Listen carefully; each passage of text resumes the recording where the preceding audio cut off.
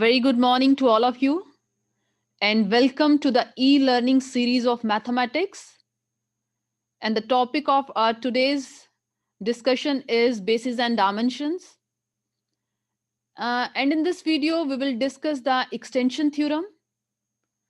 But before proving the extension theorem, we will discuss the definition of a dimension of a vector space. So let's start with the definition of dimension of a vector space. Suppose हमारे पास कोई भी एक finitely generated vector space है V over a field F. हमें उसकी dimension को check करना है. किसी फाइनाइटली जनरेटेड वेक्टर स्पेस की डायमेंशन को चेक करने के लिए उस स्पेस के बेसिस सेट को ढूंढना पड़ेगा. जो भी उसका बेसिस सेट होगा उसके नंबर ऑफ एलिमेंट्स को देख लीजिए कितने हैं. नंबर ऑफ एलिमेंट्स जो भी रहेंगे बेसिस के, वो पूरी स्पेस की डायमेंशन बन जाती है. किसी भी फाइनाइटली जनरेटेड वेक्टर स्पेस की डायमेंशन को चेक करना है तो उसके बेसिस के नंबर ऑफ एलिमेंट्स को देखोगे आप. नंबर ऑफ एलिमेंट्स जितने होंगे बेसिस के, उतनी पूरी स्पेस की डायमेंशन बन जाती है. और स्पेस की डायमेंशन, इस केस में हम जैसे v की डायमेंशन की बात कर रहे हैं तो उसे हम dim डॉट v से डिनोट करेंगे. dim डॉट v हमारे पास डायमेंशन ऑफ v को डिनोट कर रहा है. और इन केस अगर हम बात करते हैं कोई ऐसी वेक्टर स्पेस जो कि फाइनाइटली जनरेटेड नहीं है, किसी स्पेस को हम बोलते हैं कि वो फाइनाइटली जनरेटेड नहीं है, इसका मतलब है कि वहां पे उसका कोई भी फाइनाइट सबसेट नहीं मिल पा रहा है जो होल स्पेस को जनरेट करे. या फिर ये कह सकते हो कि उस वेक्टर स्पेस में कोई ऐसा फाइनाइट सबसेट नहीं मिल पा रहा है जिसके लीनियर कॉम्बिनेशन की हेल्प से स्पेस के मेंबर्स को रिप्रेजेंट किया जा सके. उस केस में हम कहते हैं कि वो स्पेस जो है फाइनाइटली जनरेटेड नहीं है. और अगर वो फाइनाइटली जनरेटेड नहीं है तो इसका मतलब उसके जो डायमेंशन रहेगी वो कैसी रहेगी, इन्फिनिटी. हम इन्फिनिटी वाले सिंबल से उसको डिनोट कर देंगे.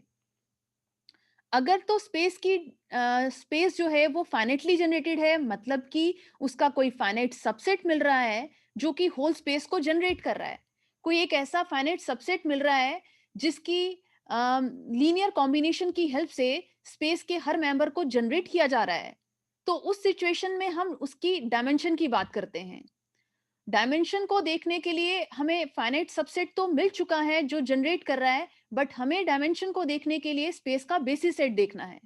जो भी उसका बेसिस सेट होगा उसके नंबर ऑफ एलिमेंट्स को आप देखोगे, नंबर ऑफ एलिमेंट्स को काउंट करोगे, जितने उसके बेसिस के एलिमेंट्स होंगे उतनी पूरी स्पेस की डायमेंशन बन जाती है. क्लियर? नाउ अब हम एक एग्जांपल लेंगे जिसमें हमने पहले भी डिस्कस किया है आर एन स्पेस को. आर एन स्पेस मीन्स कि उसका हर मेंबर एन टपल्स टाइप का है. और हमें मालूम है आर एन जो है वो वेक्टर स्पेस बनाती है. इस केस में हमने उसको वी से डिनोट किया है. अगर आप स्क्रीन पे देखो, v is equal to R n space लिया हमने. देन इस आर एन का बेसिस सेट भी हमने अपनी प्रीवियस वीडियो में चेक किया था कैसा रहता है. एक्चुअल में मैंने R2 और R3 स्पेस की बात की थी. R2 स्पेस का basis set, usual basis set जो है 1001, या फिर आप कह सकते हो E1 कामा E2 सेट जो है वो बेसिस सेट रहता है R2 स्पेस का. तो उस बेसिस में जब हम यूजुअल बेसिस की बात कर रहे हैं, कितने एलिमेंट्स हैं? 2, E1 कामा E2, 2 एलिमेंट्स हैं. तो उस R2 वाली स्पेस की जो डायमेंशन रहती है वो 2 रहती है. सिमिलरली अगर हम R3 स्पेस की बात करते हैं जिसका हर मेंबर 3 टपल्स टाइप का रहता है, उसका जो यूजुअल बेसिस रहता है वो कैसा रहता है? E1 कामा E2 कामा E3. E1 means first entry 1, बाकी सभी एंट्री 0, 1 कामा 0 0. E2 अगर हम देखेंगे तो वो सेकंड एंट्री 1 रहेगी और उस केस में बाकी सभी एंट्री 0 हो जाएंगी, दैट इज 0 1 0. इसी तरीके से E3 वाली एंट्री कैसी रहती है? 0 कामा 0 कामा 1. मेरे कहने का मतलब ये है कि अगर हम R3 स्पेस लेते हैं तो उसका जो यूजुअल बेसिस सेट रहता है उसे हम E1 कामा E2 कामा E3 से डिनोट करते हैं, जिससे हमें पता चलता है कि उसका जो यूजुअल बेसिस है उसके कितने एलिमेंट हैं. टोटल 3 एलिमेंट्स हैं. R3 वाली स्पेस की जो डायमेंशन रहती है वो 3 रहती है. सिमिलरली अगर हम बात करते हैं Rn स्पेस की, Rn स्पेस का जो यूजुअल बेसिस है वो मैंने आपकी स्क्रीन पे शो किया है, E1 E2 so on to En, जिसमें मैंने एक जनरल एंट्री E ith की वैल्यू बताई है. वो कैसी है? ith एंट्री 1 है ith वाली वैल्यू 1 है और बाकी सभी एंट्री 0 है। इसी तरीके से अगर आपको nth चेक करना है तो nth एंट्री 1 करनी है, बाकी सभी को 0 करना है। और अगर आप इसको सिमिलरली उसी वे में चेक करें तो ये भी हमारा बेसिस सेट बनता है Rn का, जिसे कि हम यूजुअल बेसिस भी कह सकते हैं। अब ये स्पेस Rn का एक बेसिस सेट तो मिल गया। हमें मालूम है, हमने जो लास्ट लेक्चर में वीडियो पढ़ी थी, उस वीडियो में डिस्कस किया था, हमने देखा था कि किसी स्पेस के एक से ज़्यादा भी बेसिस एलिमेंट मिल सकते हैं। एक से ज़्यादा भी बेसिस सेट मिल सकते हैं। अगर एक से ज़्यादा बेसिस सेट भी मिल जाएँ तो ये ध्यान में रखना कि जितने भी बेसिस सेट मिलेंगे, उन सब के नंबर ऑफ एलिमेंट्स जो हैं वो सेम रहते हैं। किसी एक स्पेस में एक से ज़्यादा बेसिस सेट भी मिल सकता है, बट हमारे पास सपोज़ 3 बेसिस सेट मिल रहे हैं किसी एक स्पेस में, तो तीनों बेसिस के जो नंबर ऑफ एलिमेंट्स हैं वो सेम रहते हैं। ये हमने लास्ट अपनी थ्योरम में डिस्कस किया था, जिसे हमने 5 स्टेप थ्योरम बोला था। अब बात आती है इस केस में जो हमने एग्जांपल ली Rn स्पेस की, उसमें हमने यूजुअल बेसिस ले लिया क्योंकि हमारे पास एकदम से ध्यान था कि Rn स्पेस का यूजुअल बेसिस तो गिवन है, n एलिमेंट्स होते हैं। सो हमारे पास जो Rn स्पेस की डायमेंशन रहेगी, उसके जो बेसिस सेट के नंबर ऑफ एलिमेंट्स को काउंट करना था, वो डायरेक्टली हमें पता चल गया n एलिमेंट्स है। सो Rn स्पेस की जो डायमेंशन है वो कितनी बन गई? n dimension. एक और एग्जांपल लेंगे जिसमें मैं नल स्पेस की बात करूंगी। हमें मालूम है स्पेस कंटेनिंग ओनली 0 एलिमेंट, जिसे हम क्या बोलते हैं? Null space. उसकी डायमेंशन को देखना है। तो नल स्पेस की जो डायमेंशन को देखना है तो उसका बेसिस सेट ढूंढना है। नल स्पेस का जो बेसिस सेट है वो हमने लास्ट वीडियो में लिखा था, वो एम्प्टी सेट होता है। नल स्पेस का बेसिस सेट जो है वो एम्प्टी सेट है। Empty set means containing no element. उसके बेसिस में कोई भी एलिमेंट नहीं है। और अगर उसके बेसिस में कोई भी एलिमेंट नहीं है तो पूरी स्पेस की डायमेंशन कैसी रहेगी? 0, क्योंकि बेसिस के एलिमेंट काउंट करने थे और इस एम्प्टी सेट का एलिमेंट तो 0 है। सो डायमेंशन पूरी स्पेस की, नल स्पेस की कितनी होगी? 0 के बराबर। ये मैंने आपके नोट में पॉइंट डिस्कस किया है। जैसे अगर आप देख सकते हो, dimension of a zero set is a null space actually. So उस केस में नल स्पेस की डायमेंशन को मैंने क्या लिखा है? 0। क्यों 0 है? क्योंकि उसके बेसिस सेट जो है वो एम्प्टी सेट रहता है, और empty set means containing no element. Clear? Now अब हम डिस्कस करेंगे एक्सटेंशन थ्योरम को। एक्सटेंशन थ्योरम जो है, उसकी स्टेटमेंट भी आपको लिखनी है और ध्यान में भी रखनी है, क्योंकि नेक्स्ट थ्योरम्स को प्रूव करने के लिए उसको यूज करते हैं हम। एक्सटेंशन थ्योरम बहुत इंपॉर्टेंट थ्योरम है। इसमें क्या है कि हम सबसे पहले एक फाइनाइटली जनरेटेड वेक्टर स्पेस की बात करेंगे, या फिर आप बोल सकते हो हम एक स्पेस लेंगे जो कि फाइनाइट डायमेंशनल वेक्टर स्पेस है। एक्सटेंशन थ्योरम का पहला स्टेप क्या है? किसके लिए प्रूफ करने जा रहे हैं एक्सटेंशन थ्योरम? किसी एक फाइनाइट डायमेंशनल वेक्टर स्पेस के लिए। फाइनाइट डायमेंशनल वेक्टर स्पेस में अगर कोई लीनियरली इंडिपेंडेंट सबसेट मिल जाता है, हमें मालूम है अगर फाइनाइटली डायमेंशनल वेक्टर स्पेस है तो उसका बेसिस सेट डेफिनेटली होगा और उसके बेसिस के फाइनाइट नंबर ऑफ एलिमेंट्स होंगे, तभी स्पेस की डायमेंशन को फाइनाइट बोला जा रहा है। एक्चुअल में हमने जितनी भी थ्योरम्स डिस्कस करनी है आपके सिलेबस में, उसमें हमने फाइनाइट डायमेंशनल वेक्टर स्पेस ही गिवन में लेके चलना है। इनफाइनाइट के लिए भी थ्योरम्स प्रूव हो जाती हैं, बट वो मैंने पहले भी बताया कि उनका जो प्रूफ रहता है वो आपके सिलेबस में कंप्लीट नहीं हो पाता है, क्योंकि एक एक थ्योरम जो है वो 7-7-8-8 पेजेस की रहती है। हम इसलिए अपनी सभी थ्योरम्स को आपके सिलेबस के according finite dimensional vector space के लिए ही प्रूव करेंगे। जब भी लिखा जाता है कि स्पेस की डायमेंशन फाइनाइट है, तो अभी हमने एक डेफिनेशन पढ़ी कि स्पेस की डायमेंशन फाइनाइट है तो क्या होगा? जितने उसके बेसिस के एलिमेंट है उतनी पूरी स्पेस की डायमेंशन रहती है।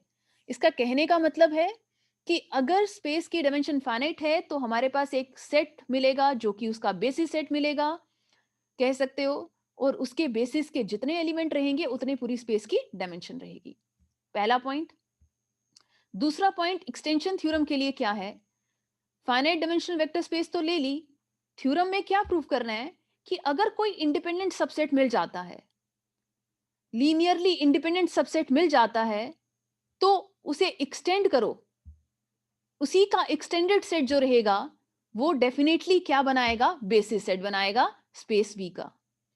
वी स्पेस है, फाइनाइट डायमेंशनल वेक्टर स्पेस है, बेसिस तो मिलना ही मिलना था।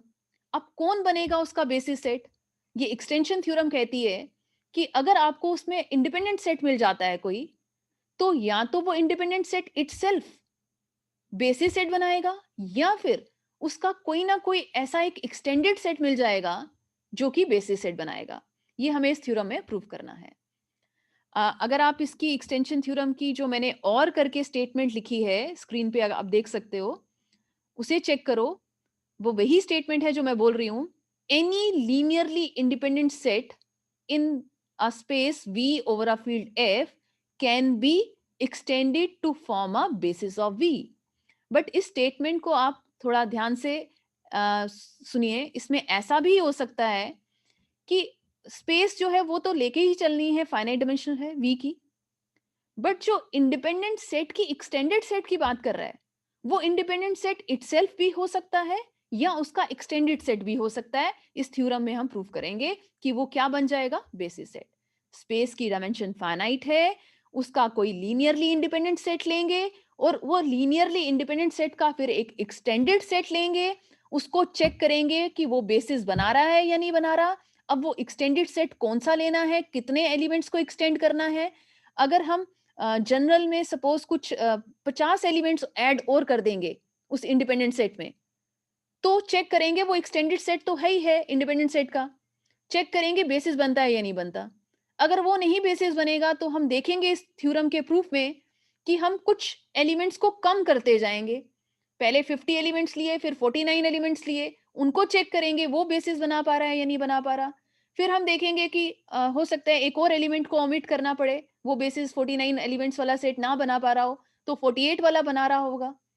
इस तरीके से करते-करते हम देखेंगे कि मे बी ऐसा हो जाए कि हमने जितने भी एलिमेंट्स को एक्सटेंड किया था, 50 एलिमेंट्स को ऐड किया था एक्स्ट्रा, वो नहीं बेसिस बना पा रहे एक्सटेंड करके, तो इटसेल्फ इंडिपेंडेंट वाला जो सेट होगा, वो बेसिस बना देगा।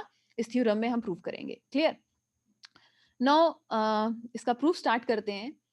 थ्योरम का प्रूफ का जो पहला स्टेप रहेगा वो यही रहेगा कि आप स्पेस को लेट करोगे V, ठीक है, ओवर अ फील्ड F, और मान के चलोगे उस स्पेस की जो डायमेंशन है वो फाइनाइट है। क्लियर?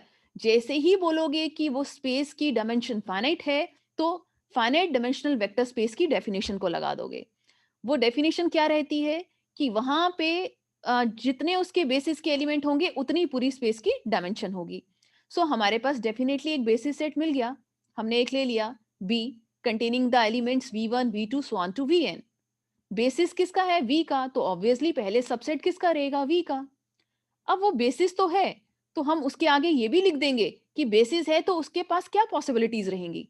हमें मालूम है बेसिस सेट की क्या डेफिनेशन होती है, इंडिपेंडेंट सेट रहता है और वो स्पेस को जनरेट करता है। तो हमने लिख दिया कि अगर बी सेट बेसिस है तो बी सेट कैसा होगा, इंडिपेंडेंट होगा और वो स्पेस को जनरेट करेगा, बोल सकते हो। या फिर ये बोल सकते हो कि अगर उसका बी का लीनियर स्पैन फाइंड करेंगे तो वो होल स्पेस वी के बराबर आएगा। क्लियर? नाउ ये हमारा पहला स्टेप आ गया। स्पेस की डायमेंशन फाइनाइटली, फाइनाइट सबसेट मिला जो कि बेसिस बनेगा। जितने बेसिस के एलिमेंट है उतनी स्पेस की डायमेंशन आ गई। इस केस में जो हमारे पास बेसिस के एलिमेंट है वो मैंने कितने लिए, n। इसका मतलब हमने स्पेस की डायमेंशन को कितना कंसीडर कर लिया है, n। क्लियर? अब हमने क्या करना है इस थ्योरम में, एक्सटेंशन थ्योरम में एक इंडिपेंडेंट सेट कंसीडर करना है। सो मैंने एक इंडिपेंडेंट सेट लिया है S1। उसमें मैंने कुछ p एलिमेंट्स ले लिए। ये मैंने बोला कि ये इंडिपेंडेंट सेट है किसका, V सेट का। मतलब ये भी V के ही एलिमेंट्स हैं, S1 के। S1 के सभी मेंबर V सेट में से ही लिए जा रहे हैं और मान के चले कि वो एक इंडिपेंडेंट सेट है V सेट में। क्लियर? नाउ इंडिपेंडेंट सेट का एक्सटेंडेड सेट कंसीडर करना है एक्सटेंशन थ्योरम के लिए। सो मैंने एक S2 सेट बनाया जिसमें S1 के सभी मेंबर्स रखे, अगर आप देख सकते हैं स्क्रीन पे, W1 W2 so on to WP, और कुछ और एलिमेंट्स को ऐड करना था क्योंकि S1 का एक्सटेंडेड सेट लेना था। कहने का मतलब S1 के तो सभी मेंबर्स लेने ही लेने थे और कुछ और मेंबर्स हम उसमें ऐड कर सकते थे। तो मुझे S1 में कुछ और मेंबर्स को ऐड करना था। वो कहां से लाती, स्पेस V गिवन थी और V के एलिमेंट्स ऊपर हम पहले से मेंशन कर चुके थे, V1 V2 so on to Vn। So मैंने S1 में कुछ n मेंबर्स और ऐड कर दिए, एक नया सेट बनाया S2। आप क्लियरली देख सकते हो कि S2 में S1 का हर मेंबर है।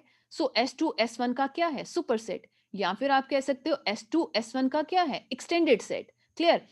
S2 S1 का एक्सटेंडेड सेट है, हमें चेक करना है क्या ये एक्सटेंडेड सेट जो इंडिपेंडेंट सेट का लिया, क्या ये बेसिस बना पा रहा है? अगर तो बेसिस बना देगा तो थ्योरम कंप्लीट हो जाएगी, और अगर बेसिस नहीं बना पाएगा तो भी हमें थ्योरम को प्रूव करना है। वो कैसे प्रूव करना है अभी देखेंगे हम। मैंने क्या किया, सबसे पहले थ्योरम को प्रूव करने के लिए चेक करना है S2 को बेसिस सेट। क्लियर? तो S2 को बेसिस सेट चेक करने के लिए कुछ हमें रिजल्ट्स चाहिए। उसके लिए मैंने एक मेंबर पहले S1 का लिया। ठीक है, S1 का मेंबर लिया, या फिर एक्चुअल में WJ's एंट्री S1 की भी है, S2 की भी है। आप चाहे बोलो S1 का मेंबर लिया WJ, या फिर बोल सकते हो एक मेंबर मैंने S2 का लिया। क्लियर? S2 का मेंबर लिया या S1 का मेंबर लिया, हमें मालूम है ये सब मेंबर्स कहाँ से आ रहे हैं, होल स्पेस V में से।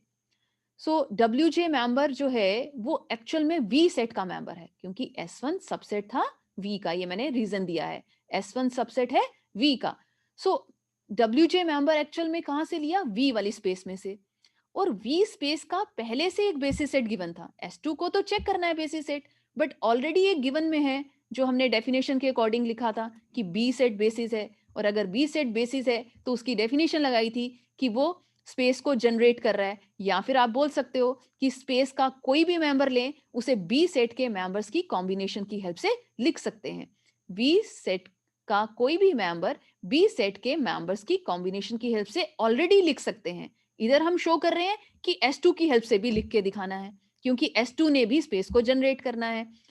पहले हम उसकी डेफिनेशन लगाएंगे कि अगर WJ वाला मेंबर B सेट का है तो B सेट का तो बेसिस सेट गिवन था B सेट, और B सेट अगर उसका बेसिस सेट है तो WJ को हम कैसे लिखेंगे, उसके बेसिस के लीनियर कॉम्बिनेशन की हेल्प से। मैं WJ को B सेट के मेंबर्स की कॉम्बिनेशन की हेल्प से रिप्रेजेंट करना चाहती हूँ। तो B सेट के मेंबर्स कौन से थे, V1 V2 so on to Vn। मैंने क्या किया, V आईज से उसको रिप्रेजेंट किया, V1 V2 Vn को, क्योंकि यहाँ पे I की वैल्यू कहां से कहां तक रहेगी, 1 से लेके n तक। उनके साथ उनके स्केलर लेने थे। आप वो स्केलर चाहे अल्फा बीटा कुछ भी लेते, यहाँ पे इस थ्योरम में हमने उन स्केलर्स को क्या ले लिया है, Aij।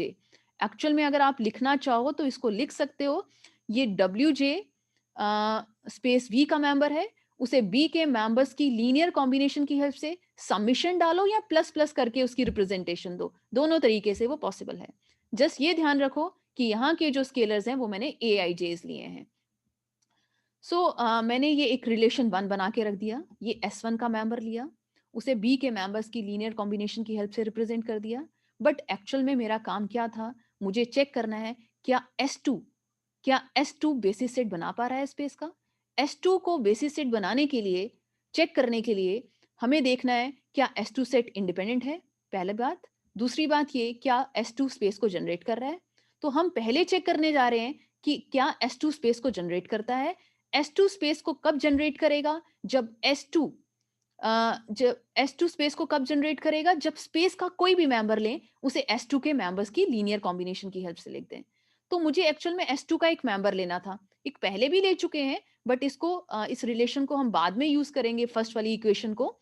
मैं फिर से क्या करने जा रही हूँ कि एक S2 का मेंबर लेके S2 का, सॉरी, मुझे क्या करना है, चेक करना है S2 स्पेस को जनरेट कर रहा है। उसके लिए मैं क्या करने जा रही हूँ, स्पेस का एक मेंबर लेने जा रही हूँ और शो करने जा रही हूँ उस स्पेस के मेंबर को S2 के मेंबर्स की लीनियर कॉम्बिनेशन की हेल्प से रिप्रेजेंट कर सकते हैं। क्लियर? मैंने जैसे ही स्पेस का मेंबर लिया तो मेरे दिमाग में फिर से एक पॉइंट आया, स्पेस का बेसिस सेट तो ऑलरेडी गिवन है, जो पहले डेफिनेशन लगाई। वो बेसिस सेट कौन सा है, बी वाला सेट। बी वाला सेट है बेसिस सेट, और उसके एलिमेंट क्या है, V1 V2 so on to Vn। मैंने स्पेस के मेंबर को B के मेंबर्स की लीनियर कॉम्बिनेशन की हेल्प से फिर से लिख दिया। यहाँ के स्केलर्स मैंने B1 B2 Bn ले लिए ताकि ये रिलेशन में कुछ डिफरेंशिएट हो जाए। बट एक्चुअल में क्या था, जो स्पेस का मेंबर लिया और उसे B के मेंबर्स की हेल्प से लिख दिया, बट मुझे चाहिए क्या कि वो S2 के मेंबर्स की हेल्प से लिखा जाए। और अगर आप ऊपर S2 वाला सेट देखते हो तो उसमें VIs तो हैं ही हैं, बट साथ साथ में Ws वाली एंट्रीज भी हैं। मैं कैसे उसे S2 की हेल्प से लिख दूं, तभी लिख पाऊंगी जब यहाँ पे Ws भी आ जाएंगे। अब मुझे इसमें यहाँ पे Ws वाली एंट्रीज को ऐड करना था, तो मैं Ws वाली एंट्रीज को खुद से तो ऐड नहीं कर सकती क्योंकि वो रिलेशन स्टेबल नहीं रहेगा। तो उसके लिए मुझे क्या किया, W1 लिया और उसको 0 से मल्टीप्लाई किया। तो मुझे आप बता सकते हो 0 इंटू W1 का वैल्यू कितनी रहती है? 0। सो इस रिलेशन में कोई फर्क नहीं पड़ेगा, रिलेशन 2 जो मैंने लिखा है। इसी तरीके से एक W2 लिया और उसको भी 0 से मल्टीप्लाई किया, WP लिया उसको भी 0 से मल्टीप्लाई किया।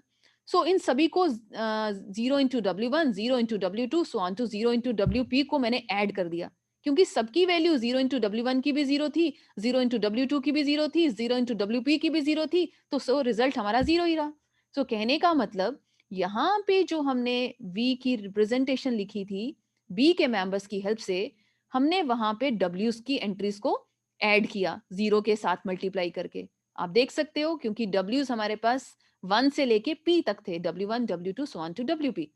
तो मैंने ये जो समीशन लिखा है, अगर मैं इसमें V वाली वैल्यू में ऐड कर देती हूँ, तो वो हमारी इक्वेशन स्टेबल रहती है। बट हमें फायदा ये हो जाता है कि यहाँ पे हम देख सकते हैं कि ये जो V वैल्यू है, उसे मैंने किन वेक्टर्स की हेल्प से लिखा है? WJs और VIs। WJs कहाँ से कहाँ? 1 से लेके P तक, और VIs कहाँ से कहाँ? 1 से लेके N तक। कह सकते हो कि V की जो रिप्रेजेंटेशन है, वो किन वेक्टर्स के लीनियर कॉम्बिनेशन की हेल्प से लिखी है? W1 से लेके WP एंड V1 से लेके VN, जो कि मेंबर्स किसके हैं? S2 के। सो हम कह सकते हैं कि V के मेंबर को हमने कैसे लिख दिया? S2 के मेंबर्स की लीनियर कॉम्बिनेशन की हेल्प से। सो इसका मतलब ये है कि स्पेस का कोई भी मेंबर ले रहे हैं, उसे S2 के मेंबर्स की लीनियर कॉम्बिनेशन की हेल्प से रिप्रेजेंट कर रहे हैं। क्लियरली कि जो सेकंड पार्ट रहता है वो अगर आप S2 का मेंबर लो, S2 का मेंबर लो तो उसे भी हम बता सकते हैं कि LS2 का मेंबर है वो। LS2 का हर मेंबर V में आ रहा है और V का हर मेंबर LS2 में आ रहा है। सो आप डायरेक्टली कह सकते हो कि S2 जो है सेट है, वो स्पेस को जनरेट कर रहा है। ये आ गया हमारा इक्वेशन 3। ठीक है, ये बहुत इंपॉर्टेंट था। हमने इस पूरी थ्योरम में पहला स्टेप यही लिया अभी तक कि स्पेस की डायमेंशन फाइनाइट है, वी स्पेस लिए है, फाइनाइट डायमेंशनल वेक्टर स्पेस है, हमने उसका बेसिस सेट ले लिया डेफिनेशन के अकॉर्डिंग। देन हमें इस थ्योरम में प्रूव करना था कि अगर हम कोई इंडिपेंडेंट सेट लेते हैं, वो हमने लिया S1, फिर उस इंडिपेंडेंट सेट का कोई एक्सटेंडेड सेट लेते हैं, उसे हमने S2 नाम दिया। हमें चेक करना है जो एक्सटेंडेड सेट S2 है, क्या वो बेसिस बना पा रहा है, और अगर वो बना देगा तो एक्सटेंशन थ्योरम प्रूव हो जाएगी। सो जैसे ही मैंने S2 सेट लिया, तो मैंने देखा कि S2 जो सेट है वो स्पेस को जनरेट कर रहा है इक्वेशन 3 में। बट साथ साथ में मैंने एक इक्वेशन 1 भी बना के रखी है। उस 1 इक्वेशन में मैंने वो रिलेशन बनाया था, WJ एक मेंबर लिया था, S1 का बोलो या S2 का बोलो, मैंने ऊपर ही बोल दिया था वो एक्चुअल में S2 का ही मेंबर है WJ। उस WJ की रिप्रेजेंटेशन आपने ये सेकंड पार्ट दिया था, I from 1 to n summation AIJ VI, उसमें भी मैंने W's वालों को ऐड किया। बट वो W's लिए जितने चाहिए थे, क्योंकि एक WJ ऑलरेडी आ चुका है, तो उस J वाले को छोड़ के 1 से लेके P तक W जितने थे वो ले लिए। एक्चुअल में ये जो इक्वेशन बनाई है मैंने, रिलेशन 1 को फिर से रीराइट किया है, उसमें मैंने W's को ऐड किया है, बट उतने ही W's ऐड किए हैं जितने चाहिए। एक J वाला नहीं चाहिए, क्योंकि J वाला ऑलरेडी हम लिख रहे हैं लेफ्ट साइड पे, तो उसको छोड़ दिया, इसलिए बोला I की वैल्यू J के बराबर नहीं है, बाकी सब हैं W's। वो कौन से हैं? 1 से लेके P तक। तो आपने देखा कि ये एक WJ S2 का मेंबर, उसे हमने कैसे लिखा? किन वेक्टर्स की लीनियर कॉम्बिनेशन की हेल्प से? W1, W2 so on to J वाले को छोड़ के कहां तक? P वाली वैल्यू, फिर V1 से लेके Vn तक। तो ये W1 वाली एंट्रीज और VIs वाली एंट्रीज किसके मेंबर हैं? S2 के। S2 का एक मेंबर है लेफ्ट साइड में, जिसे S2 के ही बाकी मेंबर्स की लीनियर कॉम्बिनेशन की हेल्प से लिखा जा रहा है। किसी एक मेंबर को बाकी मेंबर्स की लीनियर कॉम्बिनेशन की हेल्प से लिखा जाए, तो वो सभी वेक्टर्स मिलके एक नया सेट बनाते हैं, जिसे कि हम क्या बोलते हैं? Linearly dependent set. ये हमारी लास्ट यूनिट की थ्योरम है। एक्चुअल में लीनियर डिपेंडेंट की जो डेफिनेशन की थ्योरम्स हैं, वो हमारे पास 3-4 थ्योरम्स हैं। अभी हम यहाँ पे ये यूज कर रहे हैं कि अगर किसी एक वेक्टर को बाकी सभी वेक्टर्स की लीनियर कॉम्बिनेशन की हेल्प से रिप्रेजेंट कर दें, तो वो सभी वेक्टर्स मिलके एक नया सेट बनाते हैं, जो कि क्या बनता है? Linearly dependent. सो हमने यहाँ पे क्या लिखा कि S2 का एक मेंबर था WJ, जिसे बाकी S2 के मेंबर्स की लीनियर कॉम्बिनेशन की हेल्प से रिप्रेजेंट किया। सो हमारे पास WJ और S2 के सारे मेंबर वो कौन सा सेट बनाएंगे? S2 वाला सेट। वो कैसा रहेगा? Linearly dependent set. अगर S2 लीनियरली डिपेंडेंट सेट है, तो लीनियरली डिपेंडेंट की एक और थ्योरम है, कि वहां पे एक डेफिनेटली वेक्टर मिलेगा S2 सेट में, जिसे उसके प्रोसीडिंग वेक्टर्स की लीनियर कॉम्बिनेशन की हेल्प से रिप्रेजेंट किया जाएगा। बस थ्योरम कंप्लीट होने वाली है। एक्चुअल में हमें चेक करना था कि S2 जो है वो बेसिस सेट बनाता है। हमने देखा S2 स्पेस को जनरेट कर रहा है, क्लियर। देन हमने ये भी देखा कि S2 का एक मेंबर है जिसे उसके बाकी सभी वेक्टर्स की हेल्प से लिखा जा रहा है। सो वो डिपेंडेंट बन गया, मतलब S2 सेट इंडिपेंडेंट नहीं है। डिपेंडेंट है मतलब इंडिपेंडेंट नहीं है, इसका मतलब S2 सेट ने बेसिस सेट नहीं बनाया। इंडिपेंडेंट सेट था S1, उसका एक्सटेंडेड सेट लिया था S2, बट उसने बेसिस सेट नहीं बनाया। अब अगर उसने बेसिस नहीं बनाया है, थ्योरम तो कंप्लीट करनी है, हमें कहीं ना कहीं इस थ्योरम में बेसिस सेट बना के दिखाना है। तो उस सिचुएशन में मैंने क्या किया, डिपेंडेंट की फिर से थ्योरम लगाई कि अगर ये डिपेंडेंट था तो डेफिनेटली एक ऐसा वेक्टर होगा जिसे उसके प्रोसीडिंग वेक्टर्स की लीनियर कॉम्बिनेशन की हेल्प से रिप्रेजेंट किया जा रहा होगा। तो मैंने उसका एक वेक्टर ढूंढना था S2 का। ठीक है, S2 के वेक्टर्स कौन से थे, W's वाले भी थे और V वाले भी थे। मैंने कोई एक वेक्टर लिखना था जिसे उसके पहले वाले वेक्टर्स की हेल्प से लिख सकती। तो वो मैंने वेक्टर क्यों VK लिया, W वाला क्यों नहीं लिया? उसका रीजन मैं अभी देती हूँ। फर्स्ट पेज में था हमारे पास S2 के मेंबर्स, मैं पहले बताऊंगी आपको। S2 के मेंबर्स हैं ये सेट, W से 1 से लेके WP, V1 से लेके VN। इनमें से कोई एक वेक्टर लेना था जिसे उसके प्रोसीडिंग वेक्टर्स की हेल्प से लिखते।